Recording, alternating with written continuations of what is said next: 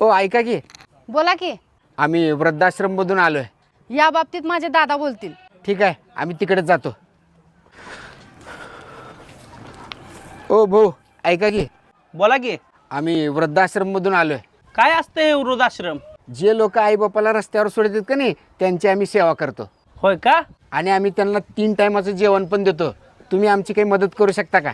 हे तर तुम्ही लयच चांगलं काम करायला लागलाय. तुम्हाला कोणत्या गोष्टीची कमी पडत असेल तर माझ्या घरातनं घेऊन जावा. वृद्धाश्रमचं नंतर बघा, आधी माझी सोय करतो.